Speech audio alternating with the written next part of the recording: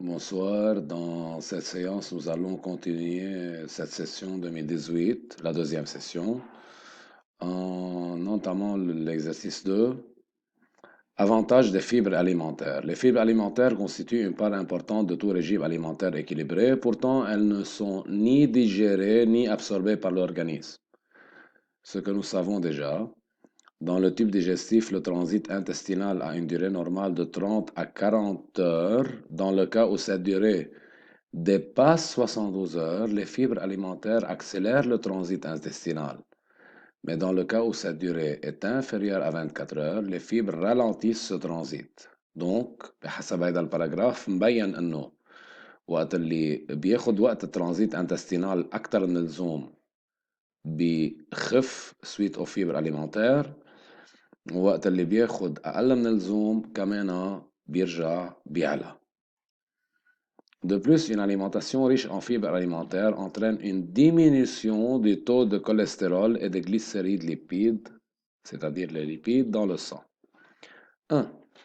Justifier l'affirmation suivante, les fibres alimentaires contrôlent le transit intestinal. بس نقول contrôle يعني بالحالتين، وقت اللي بيعلى بتوطيه ووقت اللي بيوطى بتعليه. هيدي فكرة كنترول يعني بتتحكم فيه tout simplement. أكيد بدنا نرجع تاني باراجراف من التكست. من هون لهون ça va être la réponse exacte. Il suffit de dire que وقت اللي الدوري نورمال بتكون 30 à 40 heures، وقت اللي بتعلى الدوري نورمال عن 72 heures الفيبر بيعملوا اكسلراسيون، يعني بيخففوا هاي الدوري، يعني بيسرعوا الترانزيت انتستينال. وقت هيدي الدوري بتنزل عن 24 heures، هول الفيبر نفسهم اللي رالونتيس سو ترانزيت، يعني بيخلوه يصير أبطأ. من هالناحية بما معناه بيخلوا إنه يصير في ce qu'on appelle un contrôle du transit intestinal. N'importe quelle réponse qui contient ce même contenu est déjà une réponse exacte. Voilà pour le microbarème. Les fibres alimentaires règlent le transit intestinal، يعني محل كلمة contrôle، dont la durée normale est 30 à 40 heures en accélérant le transit intestinal lorsque sa durée dépasse 72 heures et en le ralentissant lorsque sa durée est moins que 24 heures. أكيد بده يبين فكرتين هن الأساس اللي هن accélération و ralentissement. أي كونسبت من هول الاثنين بينقص من accélération و ralentissement بينقص ربع علامة حتى لو الإيديه كانت كاملة. الجواب كله سوا هو على علامة كاملة. Nous passons à la deuxième question. Expliquer le mécanisme par lequel un taux élevé de cholestérol sanguin permet la formation de plaques d'athérome. أكيد هيدي الفكرة وهيدا السؤال. Déjà, nous avons passé plusieurs périodes à parler de ce concept et puisque c'est le verbe expliquer, donc on peut introduire totalement nos connaissances du cours. On peut tout simplement commencer par les 4 idées qu'on connaît tout simplement.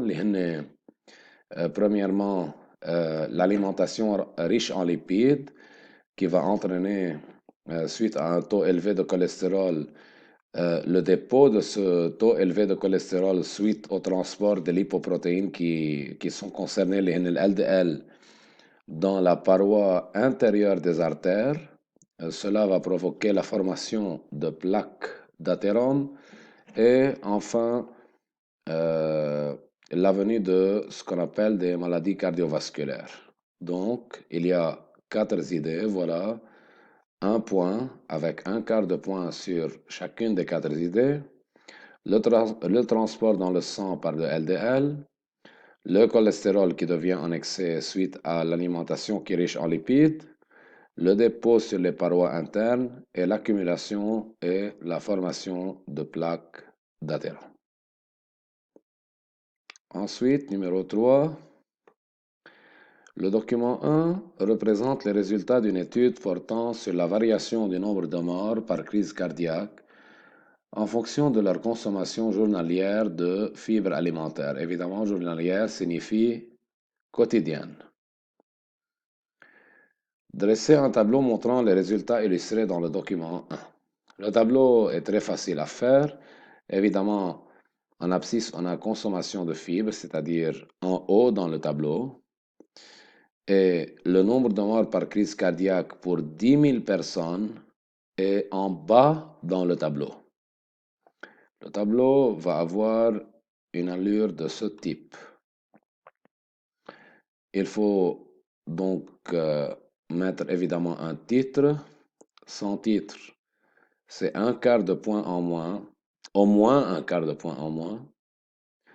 La consommation de fibres en haut, le nombre de morts par crise cardiaque pour 10 000 personnes en bas, les valeurs ou bien le symbole de l'ordre, c'est-à-dire inférieur ou supérieur, chacune vaut un quart de point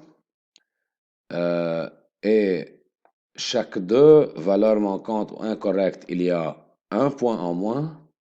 Si trois symboles ou valeurs sont manquantes, il y a 0, même si tout le reste est exact.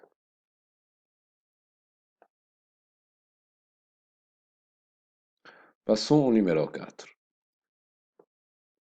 Analysez les résultats représentés dans le document.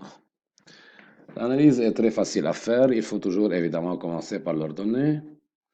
Le nombre de morts par crise cardiaque pour 10 000 personnes diminue de 47 pour 10 000 personnes pour une consommation de fibres inférieure à 20 grammes par jour à 12 personnes pour 10 000 personnes lorsque la consommation de fibres est supérieure à 30,7 grammes par jour.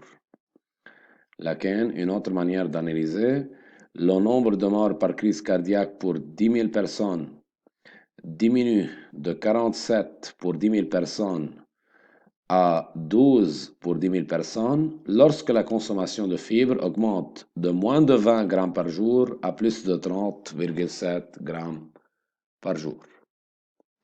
C'est une question qui est notée sur un point, évidemment sans valeur c'est 0, sans corrélation entre la variation de x et celle de y, yani le nombre de morts pour 10 000 personnes ainsi que la consommation de fibres, c'est 0. On parle d'analyse, donc data numérique à Hamashi. Les Européens qui vivent en Afrique développent plus souvent que les personnes d'origine africaine des dérèglements du transit intestinal, ainsi que des maladies cardiovasculaires. L'alimentation de ces Européens émigrés apporte moins que 25 grammes de fibres alimentaires par jour, alors que celle de la population africaine apporte jusqu'à 100 grammes de fibres alimentaires par jour. Voilà les informations du document 2. Dernière question, en se basant sur tout ce qui précède, montrer pourquoi les Européens qui vivent en Afrique développent des maladies cardiovasculaires plus souvent que les personnes d'origine africaine. Bien, donc c'est une réponse qui comprend trois éléments de réponse qui sont notés 1,5 points. Donc c'est 3 fois 0,5. La quantité de fibres ingérées par les Européens qui vivent en Afrique est de 25 grammes par jour, c'est-à-dire 4 fois plus petite que 100 grammes. بالتصحيح بالتقديم بنقبل نقول beaucoup plus petite, sans dire 4 fois. Celle de la population indigène. Or, هيدي أول فكرة عليها un demi-point. Jusqu'ici. Ensuite, or, d'après le document 2, l'augmentation de la consommation de fibres prévient les crises cardiaques. Voilà.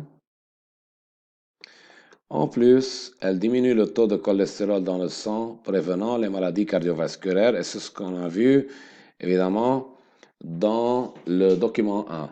Les fibres conduisent à une prévention des maladies cardiaques, c'est une liaison, et les fibres conduisent à une réduction de la cholestérolémie ou bien l'élévation du taux de cholestérol ou bien l'utilisation des fibres Diminuer le taux de cholestérol dans le sang, c'est la même chose, c'est une dernière liaison. Voilà les trois idées. Et c'est de cette manière qu'on pourra avoir nos 1,5 points.